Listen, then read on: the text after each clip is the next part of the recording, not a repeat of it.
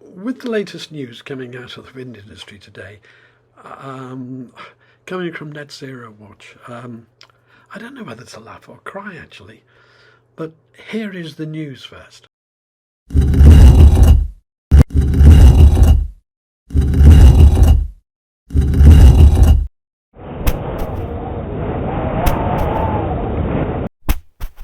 Well, yes, that's right. It looks like we're in the death throes of the wind farm industry because the pigeons are coming home to roost. This is the news from Net Zero Watch. I'll read it out here. Wind industry confirms the Great Green Lie. London, the 26th of October.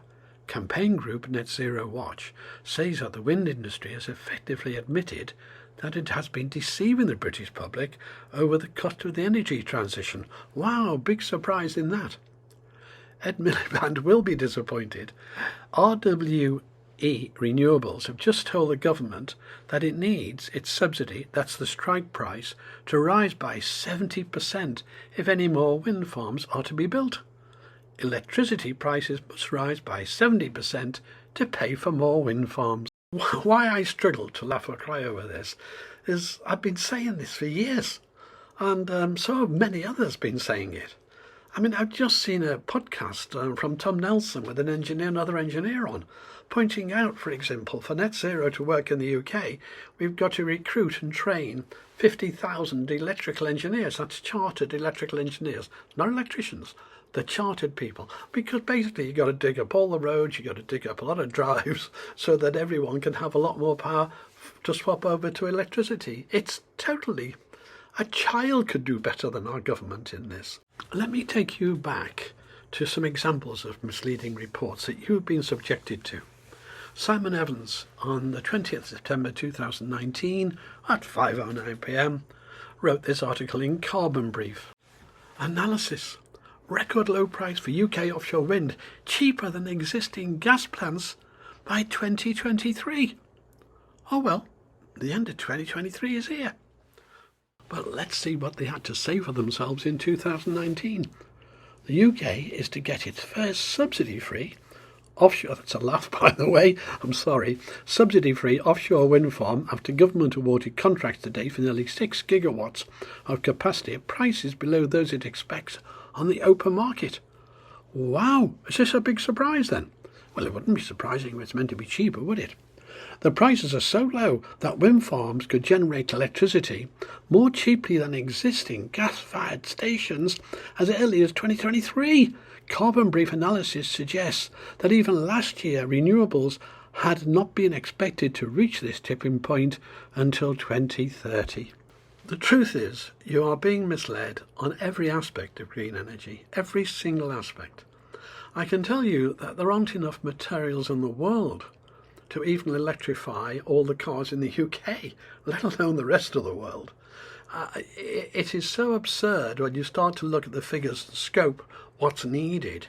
And I'm going to end up with my MP, Simon Hart. Simon Hart is an MP who really is a big advocate of offshore wind. You know, the thing I've just explained is dead.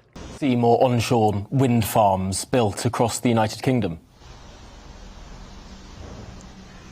I missed the question, but I heard something about onshore wind, so I think I know what the question was. I'm pretty well where Grant Shapps is on this. In Wales, for example, I think the huge potential is around floating offshore, where there is a really, really big potential to produce energy in huge quantities, but also to create thousands of long-lasting and very well-paid jobs. I think onshore is more complicated. I think it only works in Wales, where you've got significant community buy-in, and that's a very big if. So there we are. This man is a cabinet minister, and just like all the other cabinet ministers, he's delusional. Totally delusional. The offshore wind they're going on about there, floating offshore, is even more expensive, as I've just pointed out, than offshore wind, which is already 70% hike is being wanted. So where are we here? Well, I'll tell you where we are. The civil service around them and the cabinet are all idiots. They don't know the first thing about this subject. And they're leading us, for God's sake. It is unbelievable how bad this is. But let's get back to this Simon Hart, my MP, I'm not going to let go of. He will not divide the amount of output from a solar wind farm by the number of homes to get that figure. He refuses to do it, and he calls me a conspiracy theorist for doing that one division number. So he's the man who can't divide.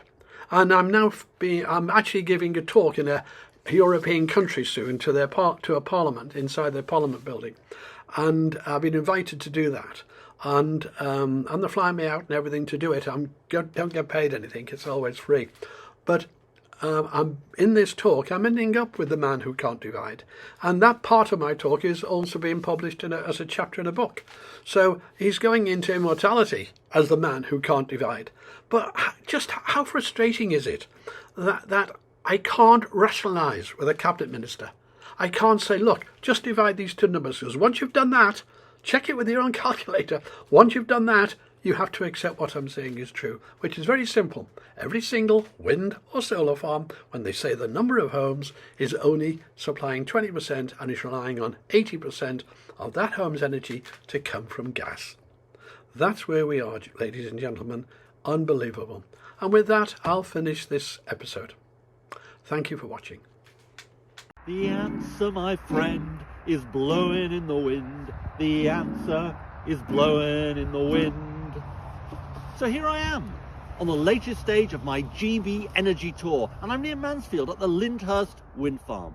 Now these turbines behind me provide power for 5,000 homes.